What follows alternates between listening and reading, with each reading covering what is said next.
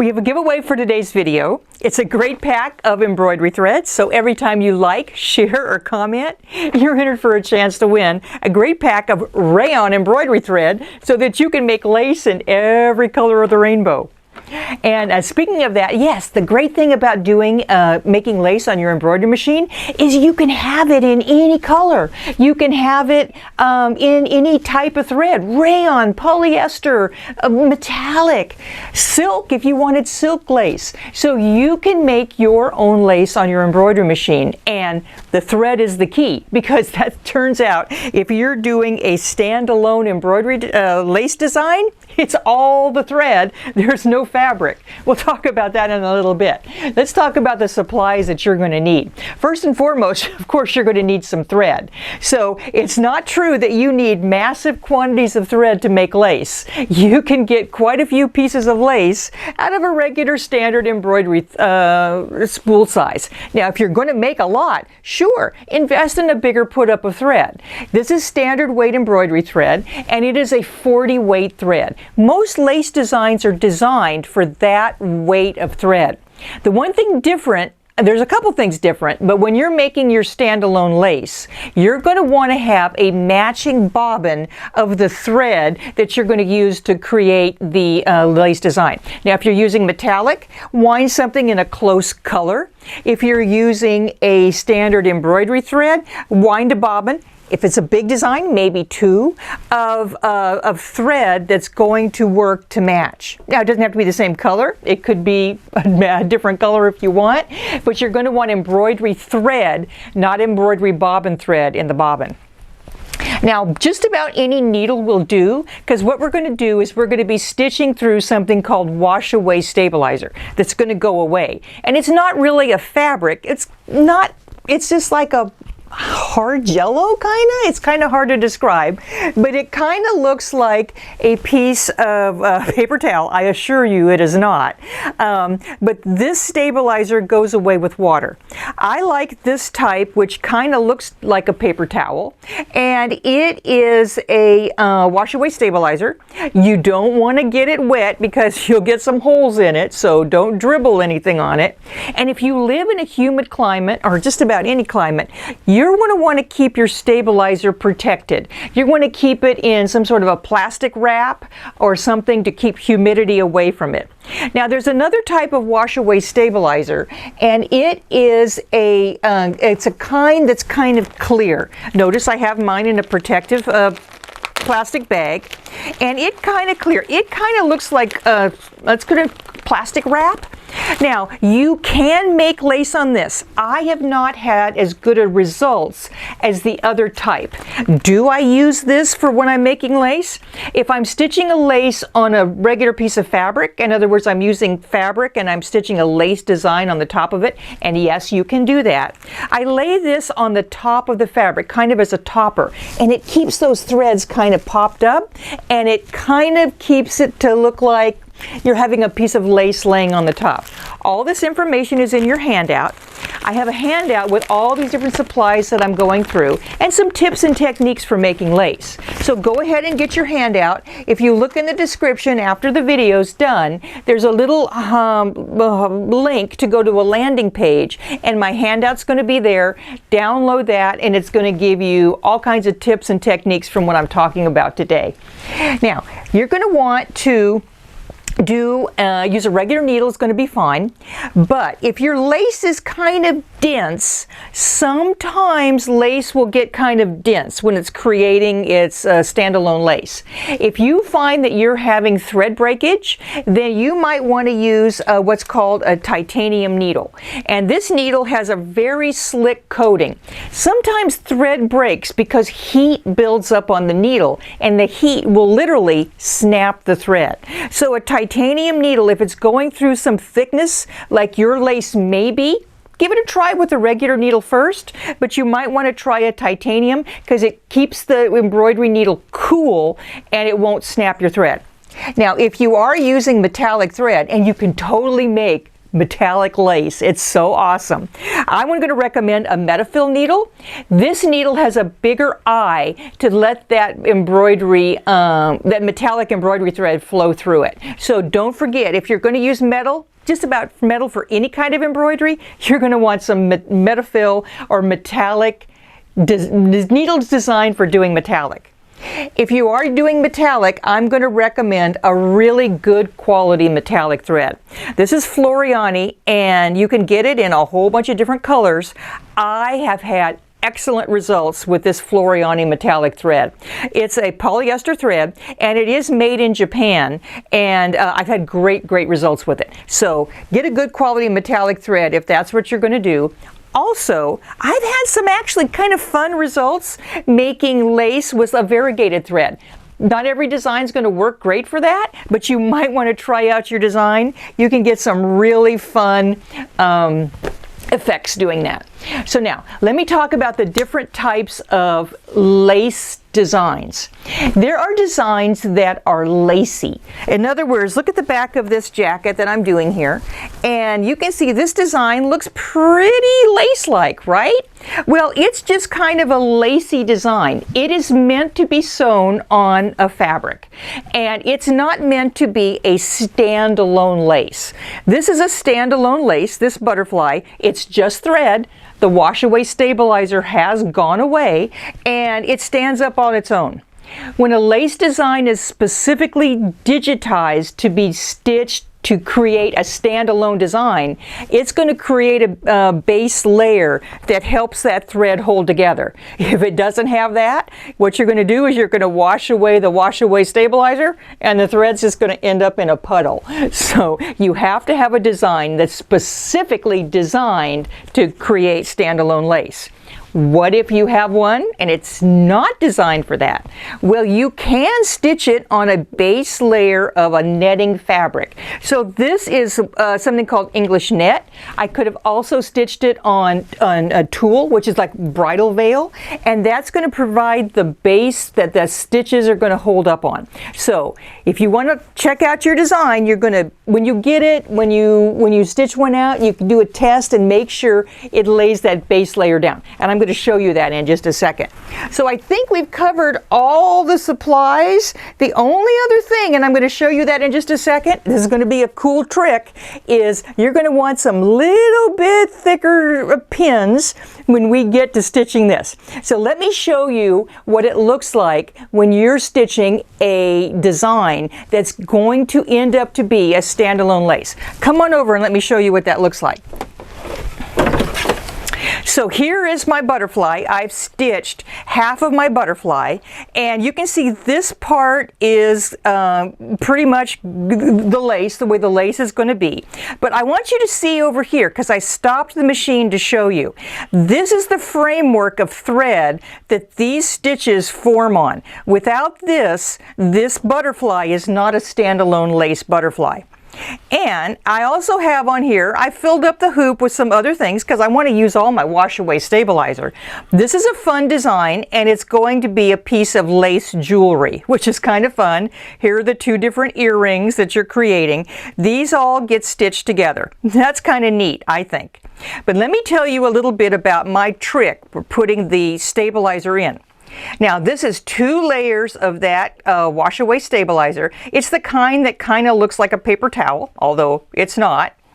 And I want to show you my trick. What happens is with all these stitches here, I don't know if you can see it, I'm going to move it. Do you see these little lines here?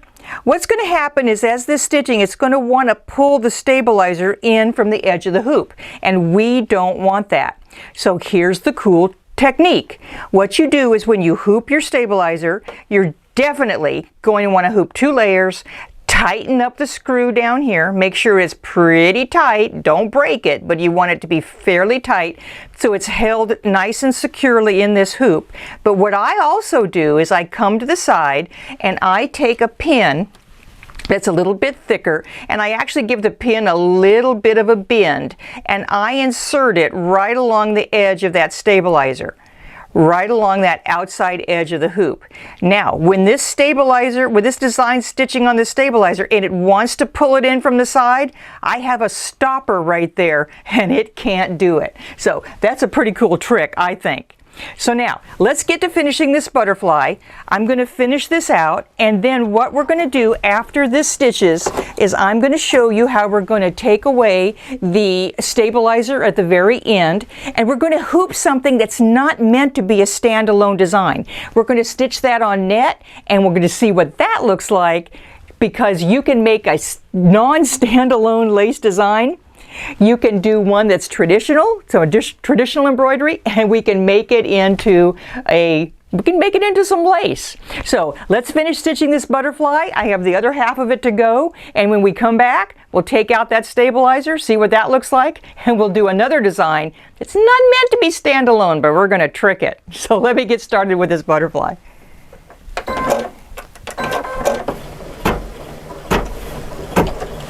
About 20 minutes to finish. I'll see you soon.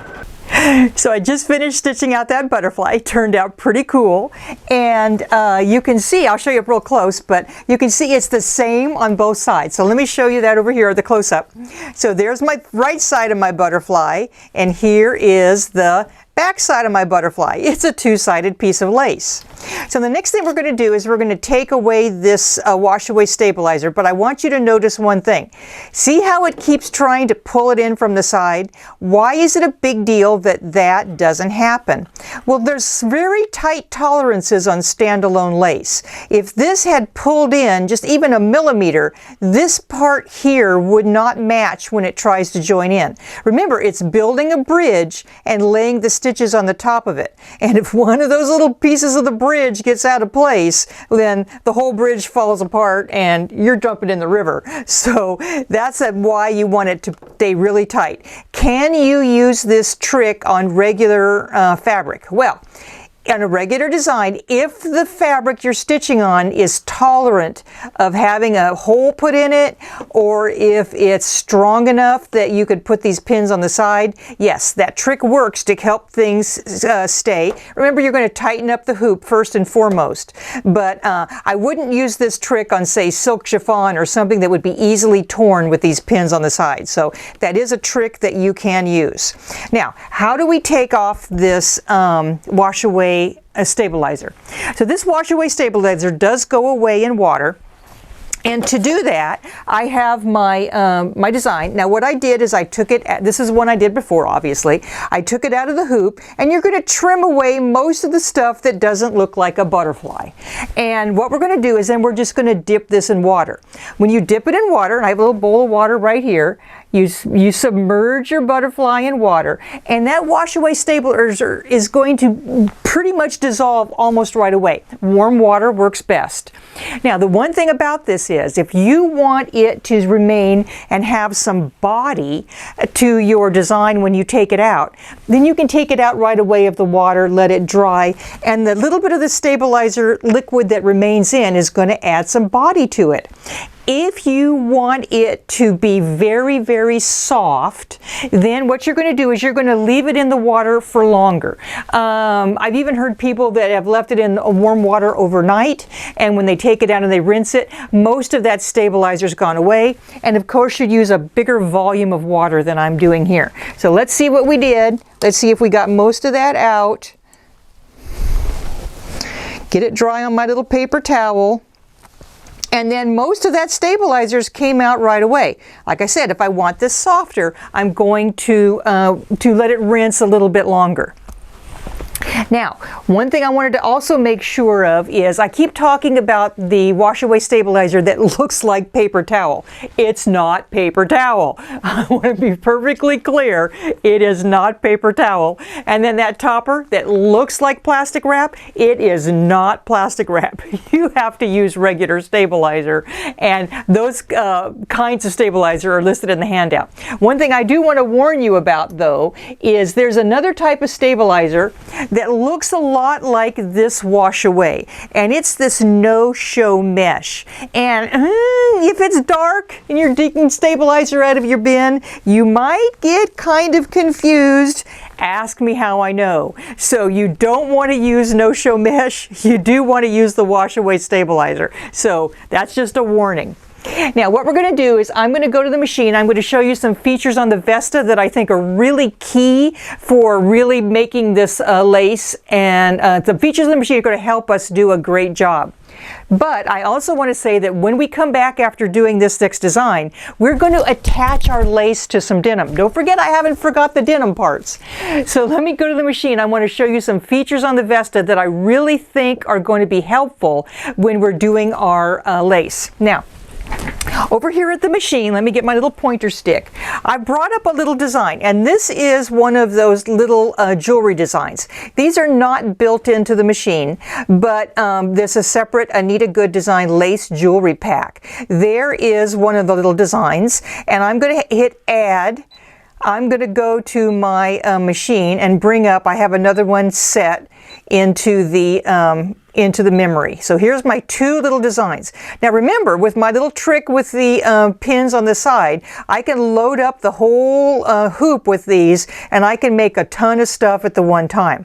Now what I want to show you though is these two little pieces are these are three color lace designs, and I really can't see the one color because it's white. So what I can do is I can come to the settings of the machine, and I can go to the page that lets me choose a different color for the background. So let's pick something purple. Purple would be fine. Okay. Now when I said okay, I can see clearly that there's that white area on the back of these designs. Now something else I think is really cool is I'm going to be stitching a whole bunch of these, right? I'm going to fill up my whole hoop with these.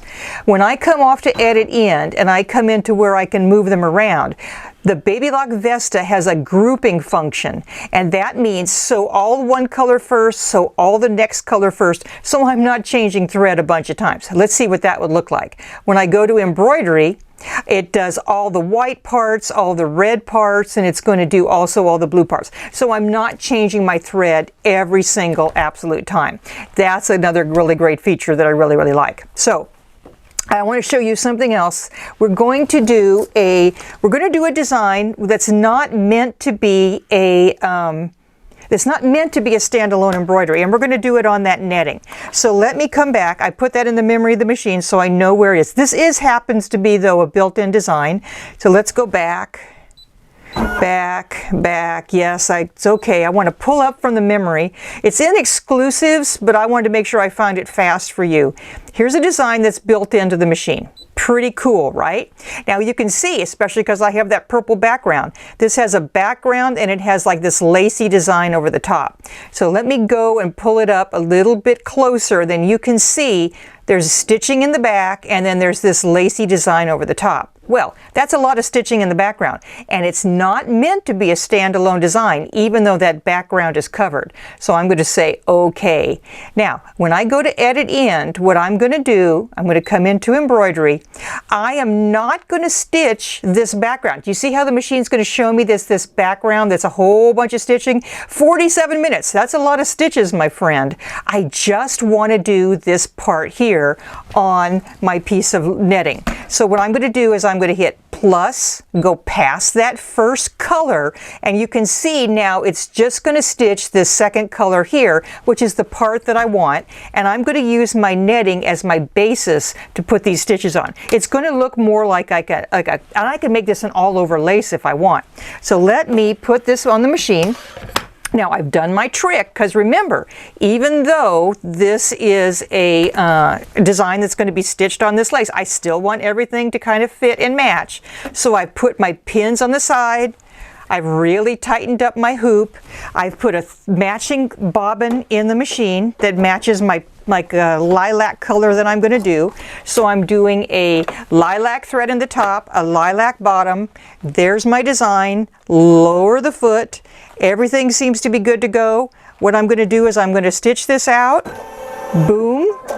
and it's going to take 24 minutes because I passed that first color. So I'm going to stitch this out. You're going to see what it looks like. It's going to look really pretty. I'm going to have my own lilac lace. Go try to find that at a store. I can make whatever I want, remember.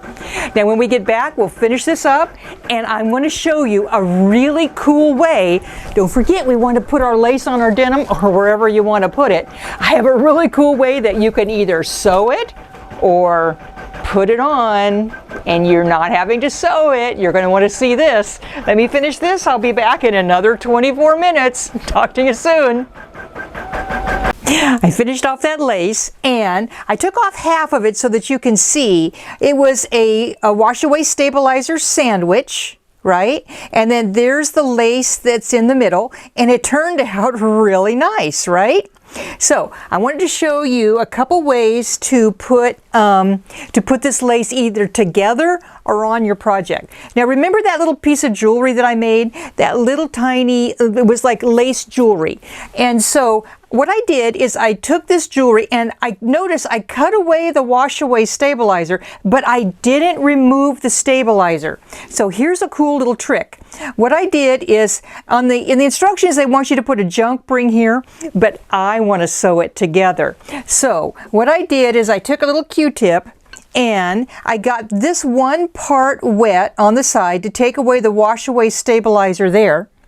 What happens is it gets a little sticky. So I laid it on top of the other part that I want to join, and I kind of mashed them together and then let it dry. It takes a little while, but I've already done this one to show you. So what I'm going to do is then I'm going to bring up my machine. I've already changed it back to sewing. I have a triple zigzag, which is a stitch that goes not just side to side. It goes stitch, middle stitch, middle stitch. So what I'm going to do is I brought my zigzag up, and I'm just going to stitch across those two little areas to join this little piece. Let's see how that works.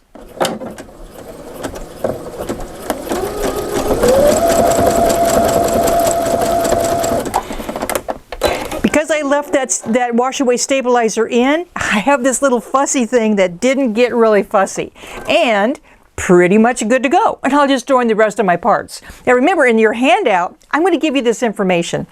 Now, for something that is really neat, say perhaps you're making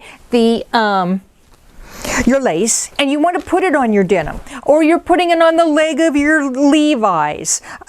So here's a way to put it on without necessarily having to sew it down. If I want to sew this down the traditional way, I could just leave the machine set up just like I have it, do a zigzag, go around the whole thing. But there's a product called Fuse and Seal, and what Fuse and Seal does is it makes any of your embroideries kind of into an iron-on patch, and it sticks really good. So what I would do is I would take my product, there's a paper side and a adhesive side, and I'm going to trace around the part that I want to have a patch. I did the whole thing on this little butterfly, but I want the edges of the butterfly wings to show up. So I only did the center, and I'll cut this out. This is only going to go on the center of my butterfly. So I'm going to go on the back, paper side up, take my iron, fuse that on. It says to hold it for about 8 seconds.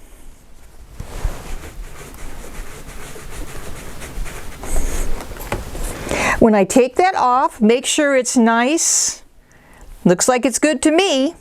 Now this one's already been done, and now I can iron it on my jacket. So let me show you what that looks like really, really quick. We're coming into the finish line. So here is my jacket. I have a part that's kind of hard to reach up in here. So what I'm going to do, put my jacket on up in here, peel the paper off the back. Remember, it's an iron-on patch now.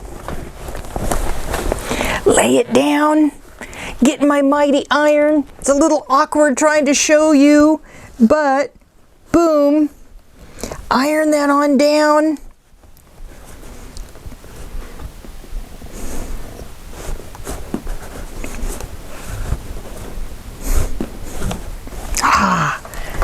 Pretty good. I'm going to press it a little bit more.